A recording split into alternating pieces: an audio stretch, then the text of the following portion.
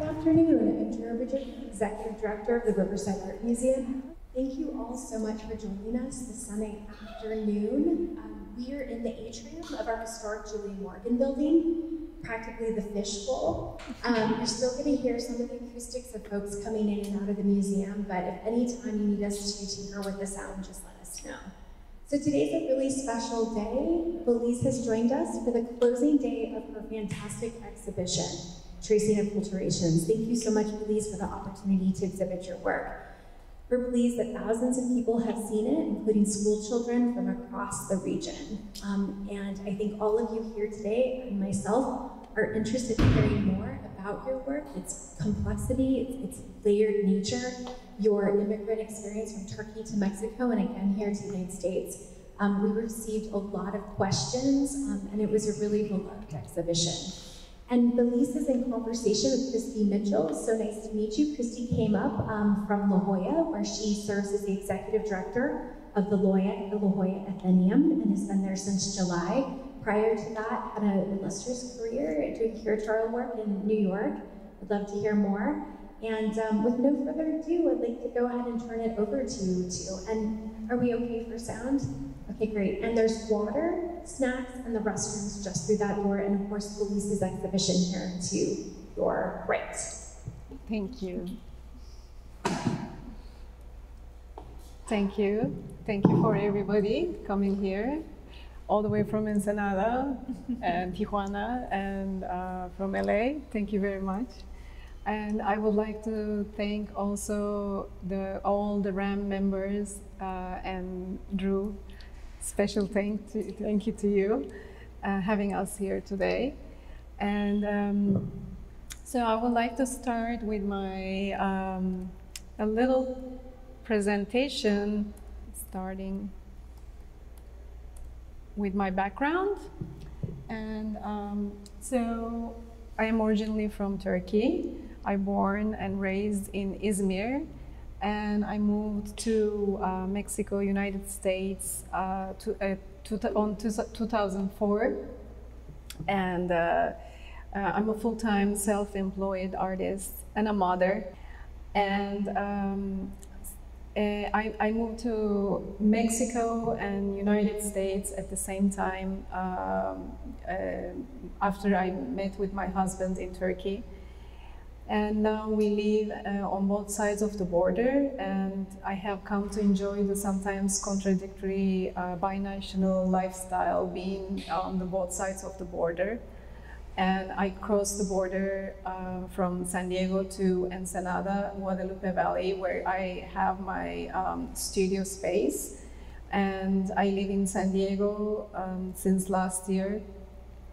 And here you can see my journey visually, how I ended up from Izmir to Tijuana.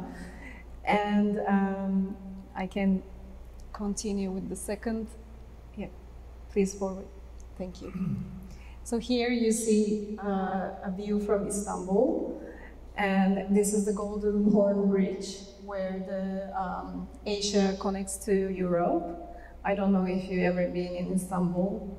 It's an amazing country that connects two continents together. So I'm pretty familiar with the being on two different parts of the continents, living and growing up, and now I'm living in between two other contradictory countries of Mexico and United States. And Turkey is a country with many borders. And it's been a passage for the civilizations. So you can see in my artwork that I have been working towards with this subject matter as well, the cultural connections, the cultural heritages, and immigration issues and migration, and my own story as well. So this piece, it has a special place in me. It's called Suitcase. In Spanish means El Beliz. And I would like to start my presentation with this piece because it's also deals with the identity issue that I've been having in Mexico, living as, being as a Turkish, because my name is in Spanish, Beliz means luggage, but Beliz with the S at the end, yes. But my original name ends with Z. But when I pronounce my name, when I met with a Mexican, they always comment on the luggage part.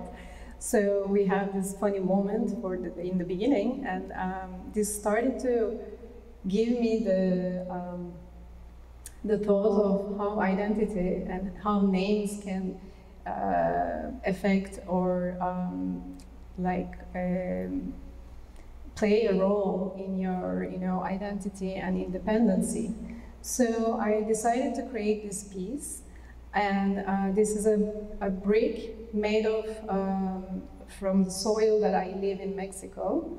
It's a mix of clay and soil mixture, a red clay, and I put a handle to create the bellies that they've been mentioning to me. And I decorated with the traditional blue and white Izmir painting colors and basically the Turkish patterns. And this is a piece that is the metaphor for the heavy burden of the cultural baggage that we carry while we immigrate. Next, please. And this is another story that while I started to live in Mexico, I felt like fighting with the constant dust in my daily life, and I came to a realization that I had to accept the fact that this dust has become my reality, and I decided to leave these 4 pieces of tile behind my yard, and I let the dust to sit on them over time. And when I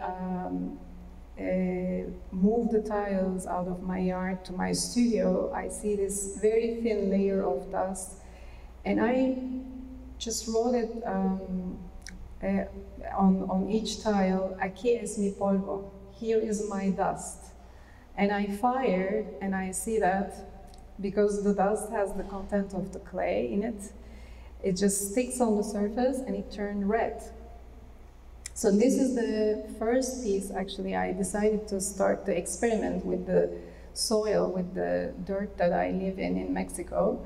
And so this is the process that I would like to explain and show it to you, how I harvest the clay and mix with the soil and the plants from the region to give the strength into the mixture.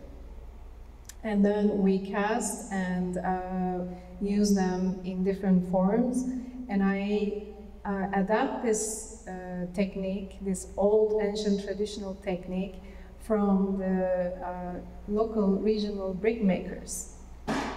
And after working with this brick concept and casting the traditional adobe bricks, I started to play with the idea of crossing these bricks from US border and passing all the way through, crossing actually to different countries to show in Europe and back to Turkey. And for the next slide, please. Here is my sculptures made of half-cut bricks, and this piece called Las Hermanitas, Sisters. And you can see in the picture that sometimes my work gives me some interesting surprises. My sculptures sometimes sprouts, because it has the natural findings from the soils, seeds, and different plants particles. And so it's a natural material, and it's not like a factory-made clay, the clay that I've been working with. So these Las Hermanitas sisters, it's about how immigrant kids get separated from their parents at the border, and this sandwich, the two half bricks, cut half bricks, is made of two American slices, squeezing the Mexican clay in the middle. And these two sisters are sitting on it. And this piece called Precious. It's the meaning of the precious represents the content and labor that Mexican brick makers put into their work. And I wanted to pay homage to the brick workers with this piece. And this piece, actually, this brick piece is made by the villagers that I live nearby. And when I found it, I decided to make a big experiment, because this brick is a pretty big solid adobe casting, and I painted with underglaze and glazes, and I refire. And the firing process took over 20 hours, because it's a big solid piece of brick that you have to make sure the firing process goes very slowly to not damage the piece. So I decorated and painted the traditional Turkish style patterns to reflect my identity on the brick. This is the first large brick experiment that I applied, and it's traveled around few European countries for the biennials, and I carried the piece itself in my luggage, and I had to cross the customs, and they were not understanding why I'm carrying a big piece of brick in my luggage, and I told them that this is the idea how I'm metaphorically crossing a soil from Mexico to United States and to Europe, and is going to be part of a biennial exhibition, and they were somehow understanding and somehow not. So, yeah. Beliz, could you talk a little bit more about the blue and white patterning and that traditional Turkish style, and also how you studied that previously in your own studies? So in university, I studied in traditional Turkish arts department, the traditional ceramic techniques. So, which means the Turkish traditional art department has the Turkish Islamic miniature painting class, calligraphy class, and traditional Turkish ceramic class. So that covers the 14th century, from blue and white ceramics that we started in the Ottoman Empire era, all the way to today, to the contemporary Turkish ceramic. So my background has been part of my art as for the decoration part, and as well as the concept part. So blue and whites are, French blue whites, the Danish blue whites, the Dutch blue whites, and the Turkish blue whites are very famous, and Chinese as well, which I think all these European countries has been adapting from China, the blue and whites. So I also like to use it to represent my background in my artwork, as very specifically these two colors. So yeah, that is the reason why I've been using blue and whites. And I'm also curious if you could talk a little bit about the title of this work. And The Precious. Yes. Yes, this is a homage piece for those brick makers in Guadalupe Valley. This is a very old tradition. Adobe brick making is a very old tradition that's been used in Mexican architecture.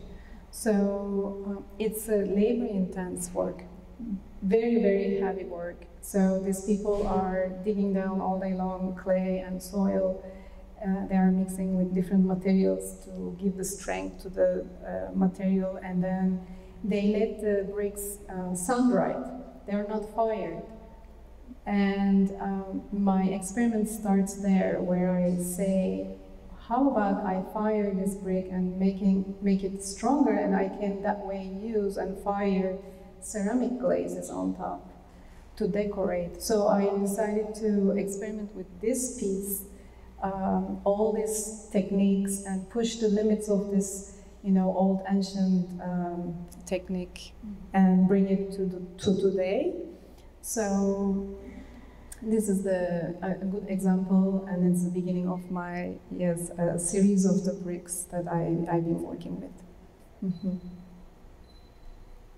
So the next one, the other side of the, this is the other side of the brick. So I don't let the bricks just be plain. On one side has a name, and then the other side has always a subject matter that I would like to talk about. So here we have a couple sharing an intimate moment, and both sides are hand-painted with traditional Turkish patterns in an Islamic miniature style. So this is the painting style that I got worked and learned when I was in university. It's a miniature style, two-dimensional painting, figurative painting. But in this piece, I especially choose this couple that are having their intimate moment, where in traditional ancient Islamic miniature art, where you are not allowed to draw any figurative compositions.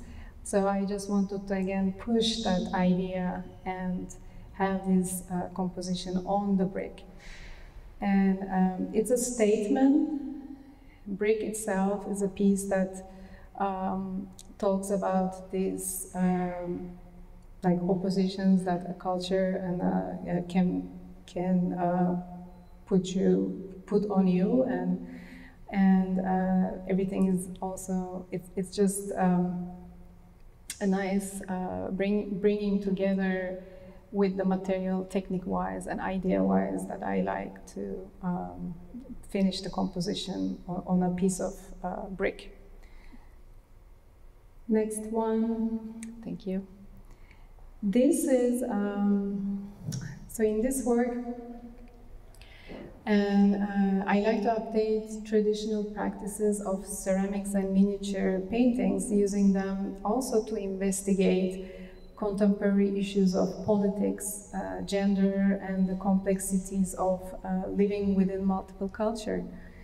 And this piece, titled While Smelling a Rose, is a hand-cast solid adobe brick reflecting on current global politics while alluding to historical parallels, like in this case portraying Donald Trump as Sultan Mehmet Conqueror, and he's watching the construction of a wall through his window. It's a little bit hard to see on the projection, but this is the window that he's looking at, and there is the wall, which is the border wall, getting constructed.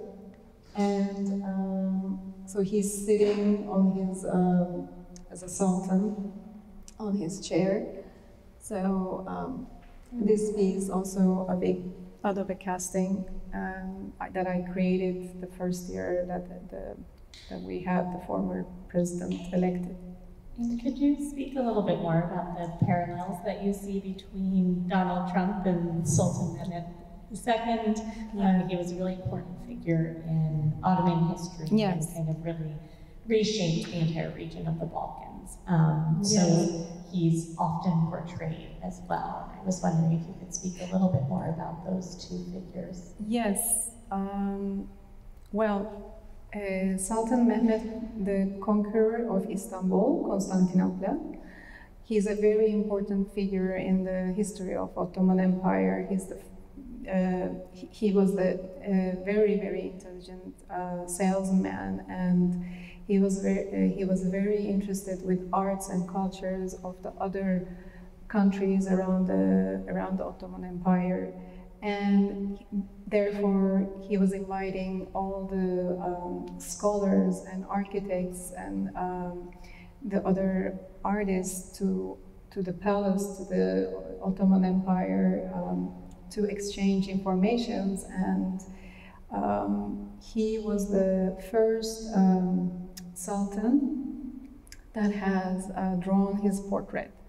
And this is one of the portrait that he had drawn. It's called While Smelling a Rose. And so he was about himself, and a little bit as like, you know, like we always had experience with the, you know, former presidents. And he, in the cultural and intellectual aspects, other than aspects of the intellectualism and cultural interests. Unfortunately, he was a very brutal sultan because he was a conqueror. So he was able to manage to conquer all the way to Europe, all the way to Asia. So it was the best era of Ottoman Empire. But like I said, at the same time, he was a very brutal sultan. So there was some similarities that I started to find between the former president and him. So I just wanted to adapt this very old, ancient story, the portrait, into today's politics. So this is also the self-construction of this image and this identity, I think, is an interesting parallel there. Yes, exactly, exactly. So now I have the next one. Yes, it's another set of adobe bricks that I started to experiment to sculpt after I started to, you know, experiment with painting the surface and finding out how the technique is working with the firing and paints and things. Now I find myself that I can start to sculpt and see how these bricks, if I carve them down, how they are going to react and how they are going to, how I'm going to use them in my art. So this is another one of the first pieces that I started to experiment with. And so I transform a live material into lifeless clay sculpture. And in this piece is called Nature Mort, to honor the process and to symbolize the heavy toll that we take on nature. The next one, please. Yeah, and this is also another work that I made for, actually it was for Athenaeum. Yes, I just remembered. It was for exhibition for Athenaeum. I created this small brick with a porcelain casting inside, and this piece called San Diego. So it's the cast statue of Saint Diego, and is covered with Mexican clay. Could you speak a little bit more about the technique you use to make something like this? Because porcelain is very complicated in its own right, and then working with adobe, which is quite fragile and has its own process that requires expertise, and combining those two, of course, that complicates everything. It is. So I've been trying to merge two or three different materials into each other in my work, and you can see in the exhibition as well, I have big castings with different objects inside, and these are the ones that cast with the traditional Ottoman forms. So it's white. For the white clay, I use porcelain or regular white slip cast clay, and for the brick part, I'm always stick to the red clay from Mexico. And so in this piece, I also cast a small figurine, porcelain figurine, and fired, and it was hard and strong enough to take the casting over the red clay. So it's a very slow process. When I make the molds for the castings, I fill up with the liquid red clay. So the clay is actually not, as you think, thick and muddy. It's actually pretty liquid. It's like a pudding consistency, yeah. And so I usually use those liquid clay over the objects, and I let it sit under the sun as well to shrink slowly in the mold. And the process is actually so slow that I have to shrink the mold as well with the clay, so I can keep the shape in one in one body. If I don't shrink the mold at the same time with the piece doesn't have the support around the walls, so it starts to crack and it starts to separate. So it's a continuous process of, maybe for one piece it takes like 2 weeks until the whole brick starts to dry and keep a form. Then I opened the mold, and then I started to finish the edges and sponge around, and then to the firing process. Yeah. So, yeah. It's a process of experimentation. I think you said you had a number of kind of failed experiments. Many. In trying to complete a work like this. Exactly. So one of the things in my work lately with the brick series is that I make many, but I end up having 1 or 2 from the group of work that I like. I also, maybe if you see the pieces, you will see that I have all these cracks or like surface imperfections that I've been welcoming in my artwork, because I've been trained as a ceramist, a traditional ceramist with edge of perfectionism, which over the years I really started to have a hard time carrying that. So when I started to work with bricks and I started to push my limits and the technique, I said, why I don't just welcome all these imperfections and just accept how it is, like we've been going through in our personal relationship as human beings, that we need to learn how we accept ourselves. And so I said, I need to do this in my artwork too. And then after this decision, I realized that I'm doing right, and I'm satisfied enough as an artist. And I also see very good reactions around my work through the people that I really think that they are supporting me. So I said, okay, I'm going to just leave it as it is and finish some parts that I like to really enjoy painting, like the miniature style painting. I really enjoy making details and painting, and it's very meditative for me. So yeah, so this is a combination of all these different aspects, so that you can see in the exhibition on the pieces. And so the next slide will be, yes.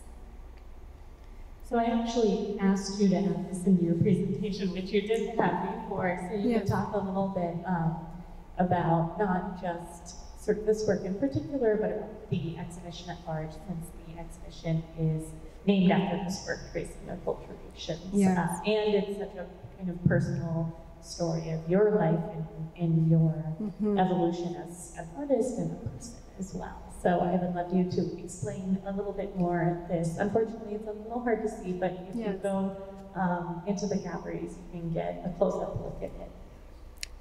Yeah, it's you can see this piece in the gallery right now. And this piece is named my also exhibition, and it's called Tracing Acculturations. It's a body of work that originally I conceived in 2019 for Institute of Contemporary Art in San Diego. And the piece explores the relationship in between two countries, my own two cultures and countries, which is mainly I live in Mexico and in United States now. So, but also it talks about the Turkish part of of course, my life. So it's utilized decorative textile motifs from Turkey, Central Anatolia, fused with the Mesoamerican and modern Mexican craft traditions. So you can see many different motifs from Central Anatolia and from also Mexican, Mesoamerican cultures, Indian cultures. So the imagery is representing my own journey, both physically and inspirationally, from east to west. And it's a journey of influence and migration. And it's starting from when you see the piece from right to left, it starts from the China to moving to west to also Middle East.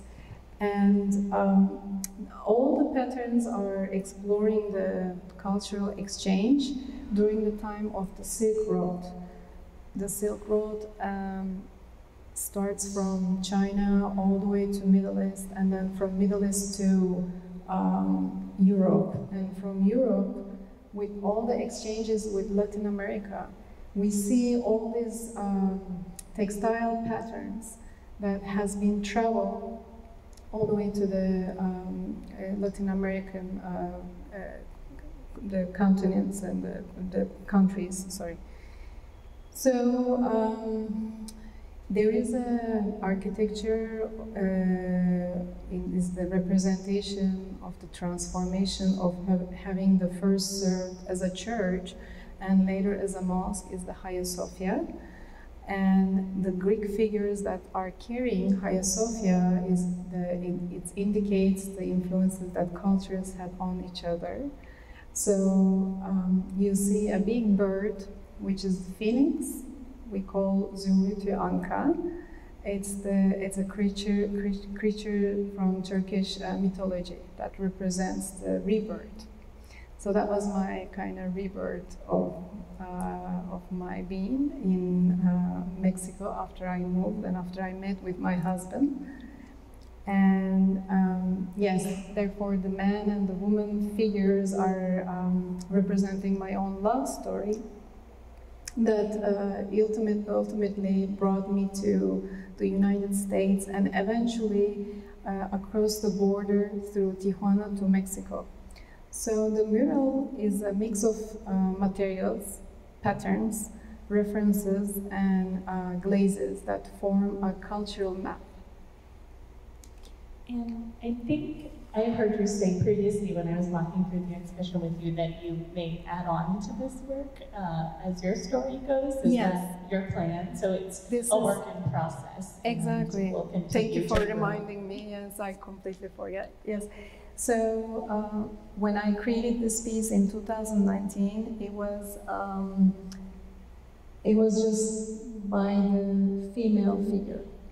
With this exhibition, I started to add the rest of the piece, which, if you can see the details, the Mexican figure is laying over the Mexican border wall.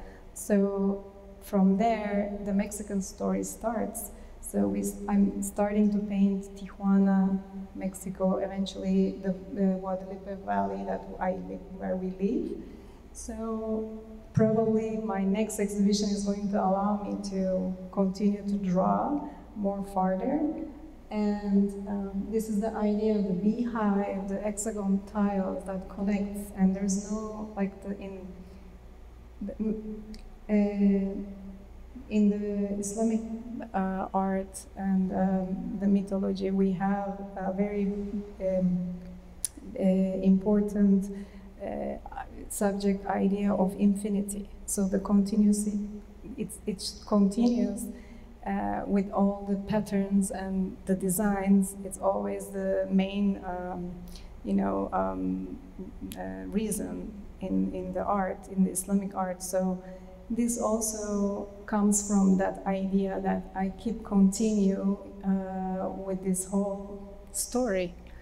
It's just going to grow and grow with each exhibition as long as I can continue to produce, I guess. Maybe this has been east to west, maybe this can continue with north and south. At some point, it's just going to grow. Yes. And the next one, yes, this set of, they look like soldiers.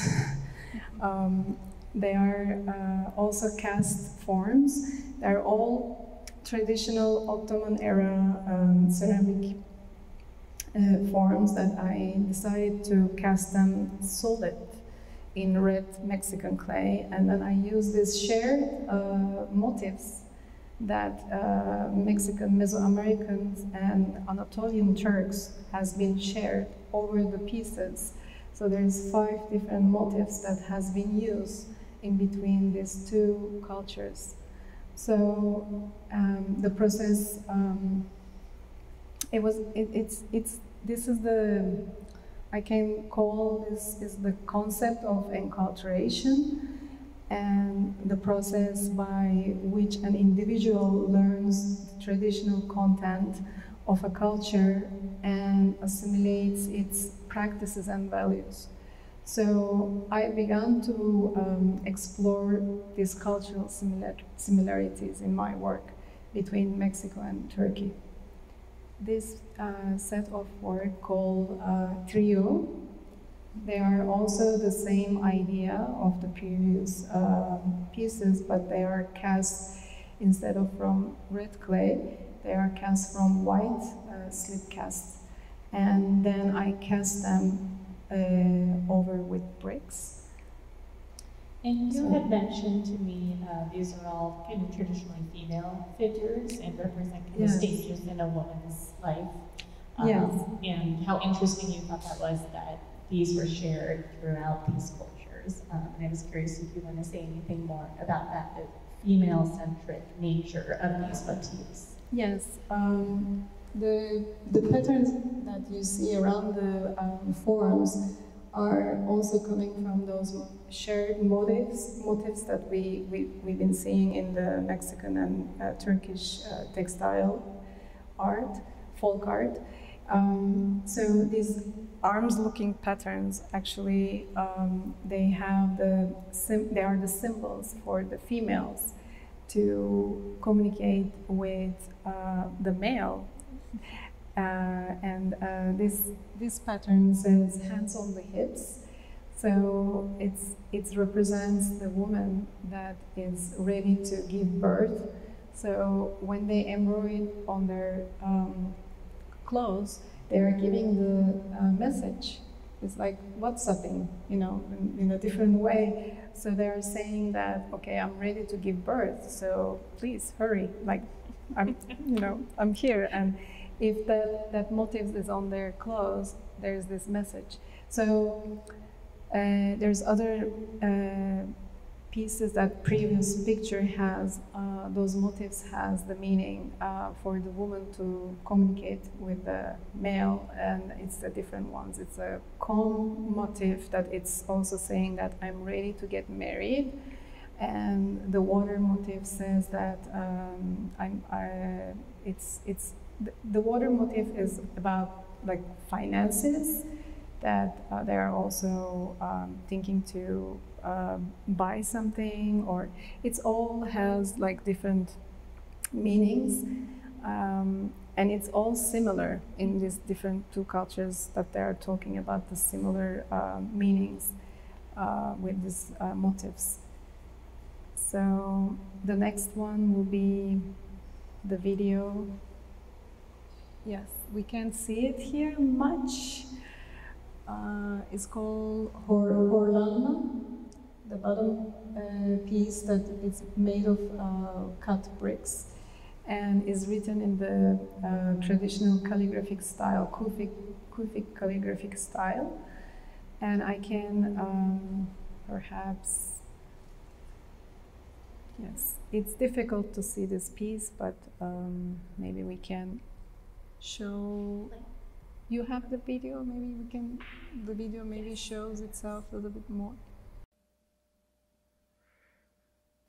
Pressure cooker. Domesticated. Smelly sleepers. Homemaker. Subordinate. Virgin whore. Mother. Ladies' tie. Meatball. Blood stain. Trousseau. Strong black tea. Greasy dishes. Boshol, boshol, boshol. Arranged. Spellbinding. Rituals. Illiteracy. Emancipated. Obey. So I can explain a little bit these words that in this video, two women telling each other words that in my youth I found them to be distressing when I was living in Turkey. And it's a dialogue between two generations. One is the older woman and the other one is the younger one, is me. And it's also a shared experience that what I was living, I was feeling, and my mother generation was also living and experiencing, and my grandma generation was. So I picked up these words that generations to generations we were exposed to have. Also for the woman to be, exposed. So the words that Horlanma is a word that I made up. The name, the previous, yes, this word, Horlanma, is a word that I made up, and it's using the English word hor with the Turkish word horlanma, which means to be despised, to be held in contempt. So it's mostly used to oppress women's behavior or personality. So this word can represent physical or emotional distressing. And it's a verbal abuse against also women. So I created this video talking about this, this action. And yeah, this is one of my first video piece that I project on a wall with the installation piece. This is a big writing, Horlanma, and yeah, so I wanted to show something different. So, and I was just going to say, your wordplay here in titling these is really interesting to me, and you use it again in the buphoras, which are maybe a little more lighthearted in the exhibition itself. Yes. But I was wondering if you could speak a little bit about that and showing a work like this in your home country, and if you felt like that might be an option for you, or if that seems like a risk that perhaps is not possible. No, it's not possible. Absolutely, yeah. I can't show this piece or the sculptures that are made of my own breast castings. In this exhibition, you can see the vases that I've been producing, and I call them buphoras. And because it's coming from the region that I'm from, is Aegean area, where the amphoras, the Greek traditional amphoras, are created from, and I just combine bups and phoras and create a new era of a form, and it's very female, and so I've been pointing out the importance of this gender inequality, that it's been happening in my country. So going back to your question, yes, I can't really exhibit this type of work over there. Probably it will get censored, but I'm lucky enough to have my voice to be heard here. So so I'm going to probably continue to make some work that is supporting this subject. Yes. And the next one is, yes, this is the piece that you can see I'm showing with the carpets. It's a carpet installation. It's called I Know You Really Don't Care. And this one is my first version that I created for a gallery in San Diego called Bread and Salt. It's an experimental installation. And I used the liquid porcelain clay poured on the floor of the gallery. And this created a pool that slowly dried and crackled. I use old and second-hand traditional Turkish wall carpets as symbols of home life. On the carpets, they are a series of, maybe you might not see it, but the white round objects are the bust castings of Atatürk, and they are rolling down and melting into the pool of porcelain. And it's symbolizing the encroachment of an Islamic reality in Turkey, and it's the bust comes down and it stands in the middle of the pool, and there is these minarets that are kind of falling or standing. It's in between. It has been how Turkey has been politically going on, is in between, like standing and not, able to, or falling down. So yeah. And you include these busts of Atatürk, who is the founder of kind of this modern secular Turkey, republic that has changed a lot in the past 20 years or so. I was curious if you could talk a little bit more about him. He's as much a historical figure as a symbol these days. Yes. Well, yes, he became as a symbol of modern Turkey, and I believe that we were not able to keep that ideology that he had, and I think we turned him into a almost prophet-like a symbol that we couldn't continue his legacy. So in this piece, I am also referring to that issue that we as secular people who grown and who raised in Turkey, from my mother generation to our own, we lost that. So we couldn't manage to keep our, country secular enough, and maybe, I don't want to say protect, but it wasn't easy for us to manage to stay where we were at, where Atatürk brought and created. And hopefully we are going to see the change soon. In 2 weeks we have the elections coming up, and we are hopeful. So this piece, in this version of the carpet installation, I am talking about in general, all around the world, we are going through these crazy times that we're all, I think, questioning how this happened. So it's a more general statement that the piece has, where the adobe brick castings are falling over each other. So yeah, this version of the piece is in a different has the statement. Yes. Yes. So, and the next one will be, yes, this is a different part of the piece that you can see in the pictures. This is the front part, the minarets and the head of the Turk in the middle.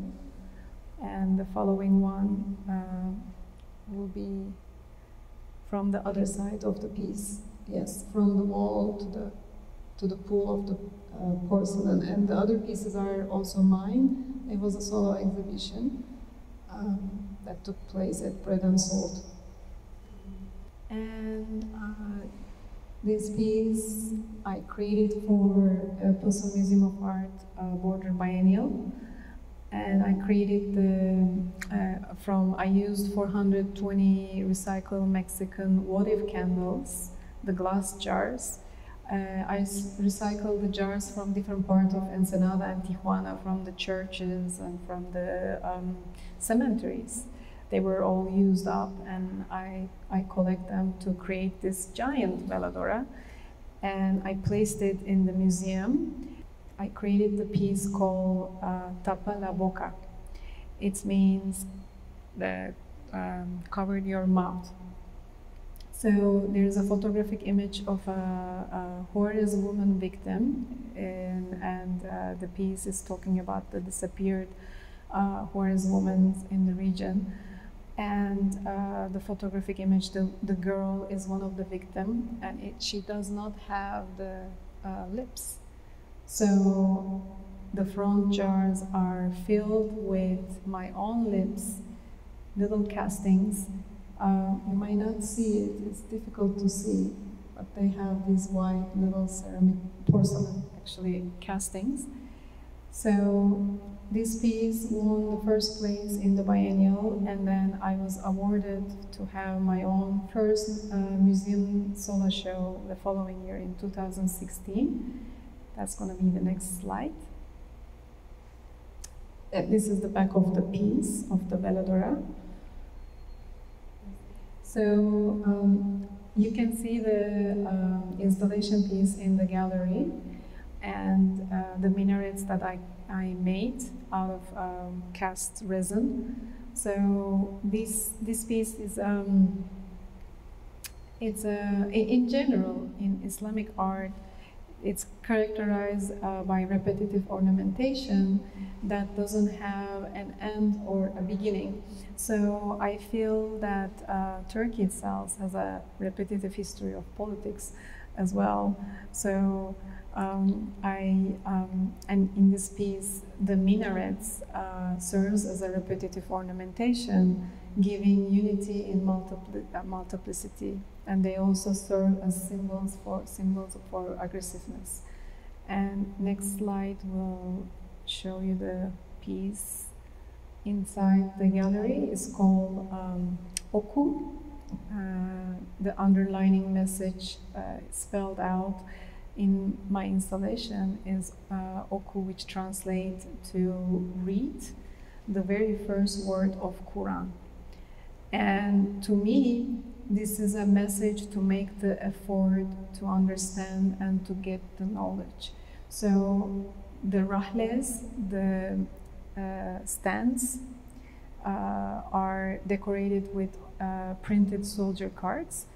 So minarets and the rahles are combined together to create this writing.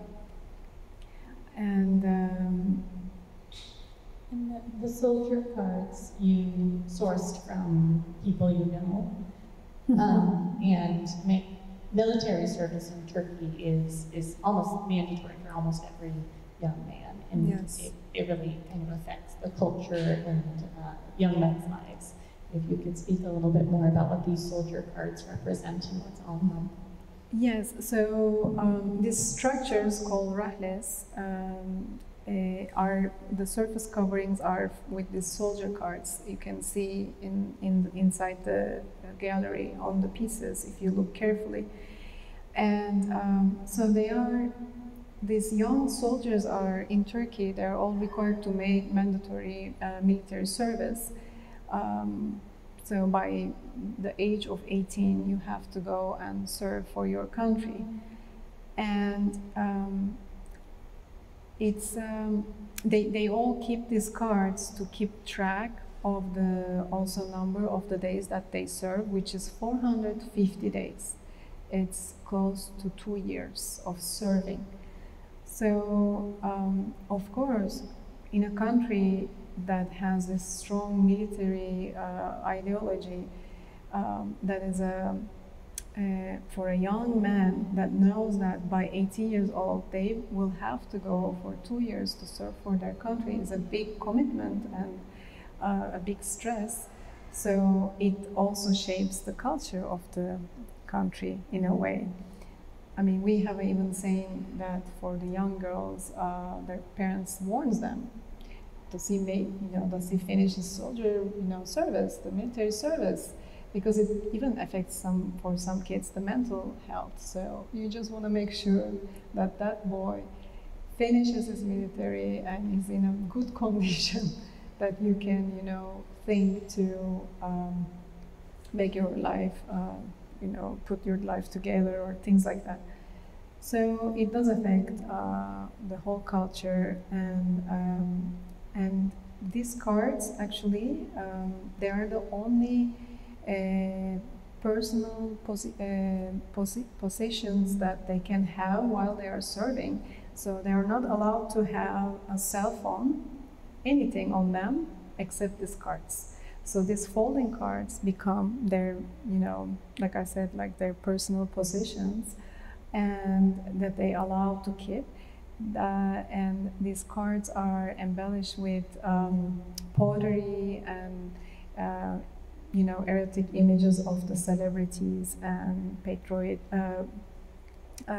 these idealistic, words and mottos and things like that. And when my friends were going to the military service, I asked them to bring me some of those cards, because they're only sell in the cafeteria of the army. And I was expecting that I was going to get few blank cards of those, but one of my friends was very genuine that he was able to bring some of the used ones. So he was asking to other soldiers when they were leaving, they were finishing their term. He was asking them, "Can I have your card?" And they're like, "Yeah, sure." Like, they are living out, so they don't need that card, right? So it was very personal for them to share, but at the same time they were okay with it, but they didn't know where they're gonna end up.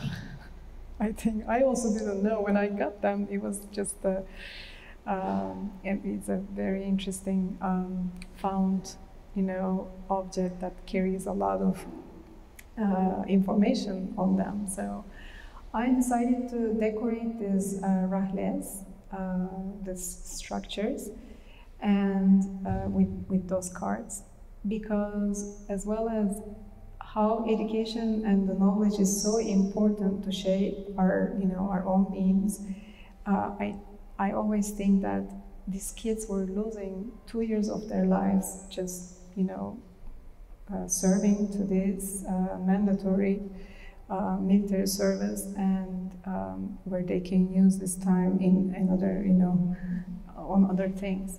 So versus us as women, we are lucky enough that we are not asked to do this service. So in Oku and Read piece, I am also pointing out how important to get the education that we all need, and because these kids, if they have the university degree, they don't have to serve for 2 years. It right away drops to 6 months. But if you don't have that chance to have the education of the university degree, which it can happen in everywhere in the world, not everybody is lucky to have that privilege.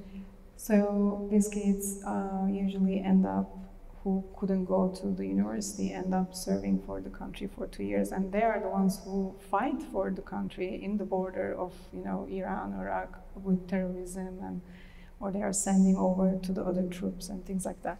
So it's a very unfair situation, but it's been serving for centuries for Turkey, and we need to understand that a country that has all this geographical, you know, it's in a geographical situation where with all the members of countries around asking a lot of things from it, has to have this strong military, yeah, so it's about that. This piece is about this system. And then I think you, I believe we're almost at the end. There's a couple slides to look through, just different views of this work. Yes, these are the details of the rahles that you can see inside. And these are the, yes, it's the where is he triptych. It's religion, traditional, cultural heritages, and everyday symbols has become a source of my artistic liberation and inspiration. So I see that Islamic calligraphy as a mid-century modernism in writing. So it's a visual also communication, like today's graffiti art. And I decided to create this set of triptych wall panels. And I use the different, two different Arabic calligraphy, Kufi and Arabesque styles. And there's one question, there's one comment that it's about where the God is the only one and there's nothing else on the further left panels. And the third panels are, I designed as in me version, and in the style written in calligraphic mode, from right to left is questioning, then where is he? So these are the last two ones. It's my own design, and the question is, where is he? When you read it, and they are also in the exhibition, you can see. So basically, I translate this very traditional Belizean script for non-Arabic speakers in a calligraphic abstraction way. Yes. And calligraphic abstraction is so important to Turkish art history and Islamic art history due to the largely a ban on representational imagery. So, and I think this really also relates back to what you were talking about before, this kind of infinity of patterns and the ability to build upon that. And you use that structure a lot, both here and in your other works. Yes. And also, in Turkey, we had all these revolutionary ideas and revolutions, actually, that happens, like language revolution as well. I don't want to forget, it's also, this piece is also inspired from that. Like my grandma generation,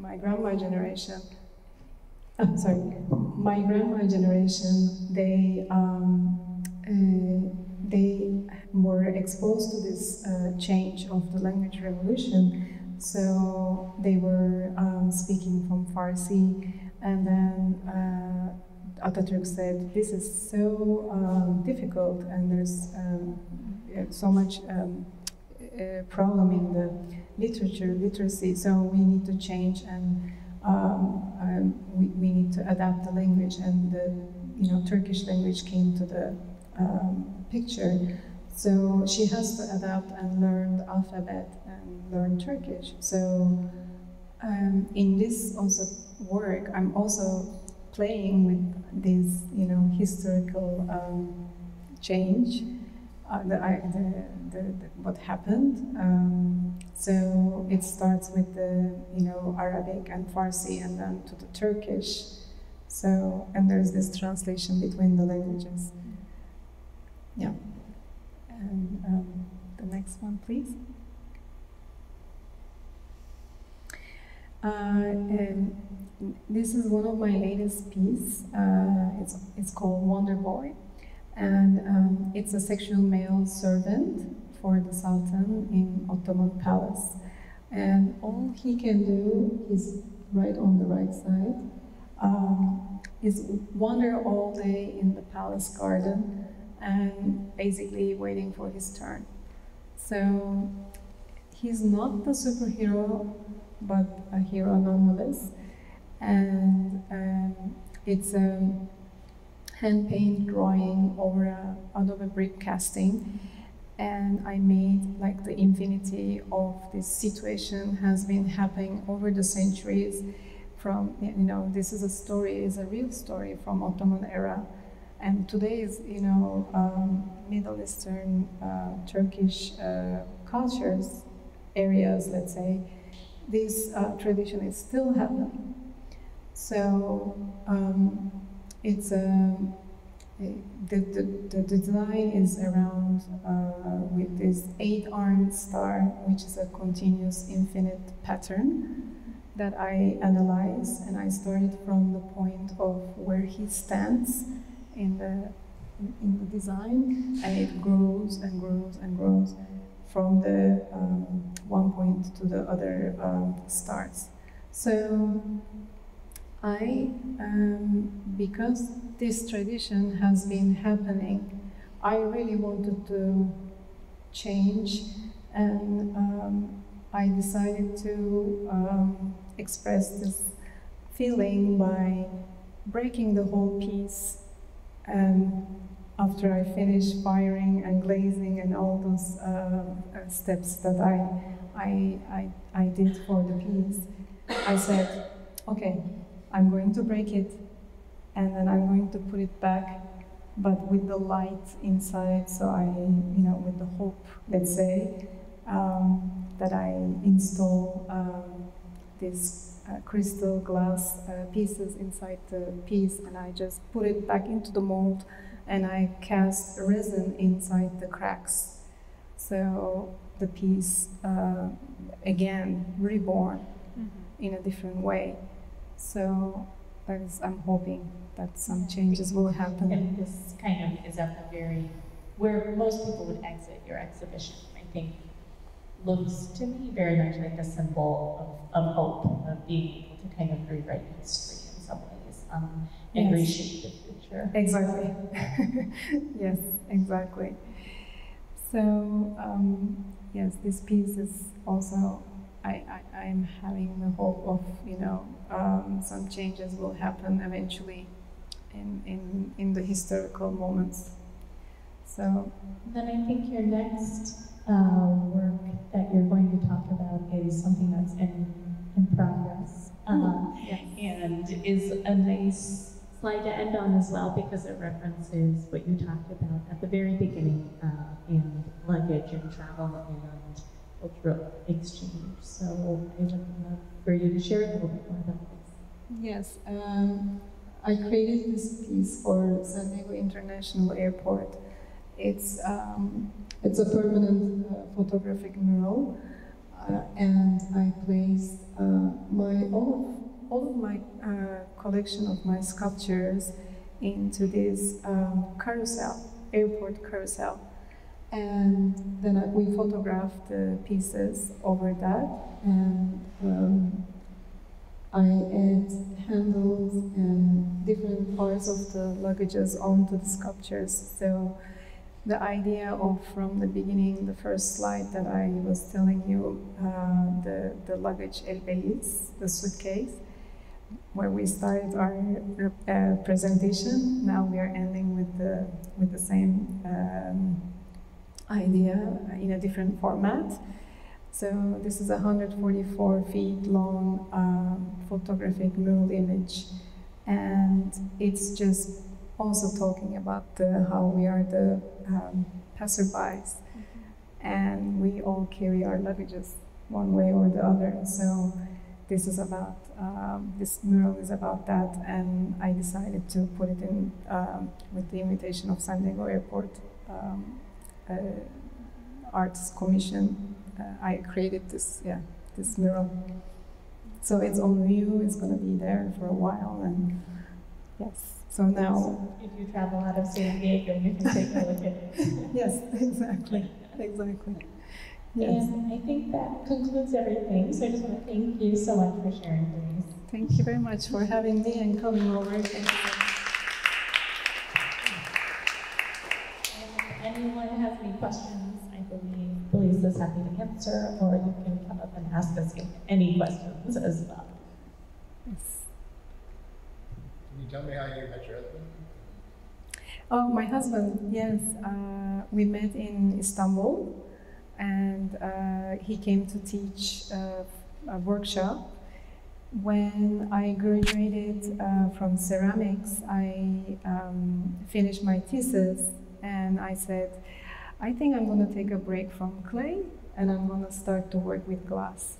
So I started to work with glass, and I was blowing glass in Istanbul in a glass school, and where he came to teach, to give a workshop. So we met in this school, and we had a chance to spend some time and know each other, and then he invited me over to Mexico, to Tijuana, to visit him. So yeah, how the story started. I came here to visit him for a month, and then I decided to stay 8 months, and then everything started to take a different angle from there. So I moved to North America to live and to work, and with him. You mentioned you have a show opening in Tijuana. Do you want to share Yes. when that might be opening? Yes, in September 7th, I'm going to have another solo show in Tijuana, the gallery called La Caja Galeria, and it's going to be a completely new body of work. I'm leading the brick series here, and I'm starting with a new concept. So I'm excited to show some new work this fall. I will have probably a video work that I showed here that I never had chance to show yet. So the Horlama piece will be there, and other than that, the sculptures, new series of sculptures with the concept of bupforas and different forms of woman bodies, parts, and things that I will create from castings that I've been making through the women around me. Yes. Hi, thank you for coming. Yes. Thank you for having me here. And Thank you. Yeah. Thank you very much.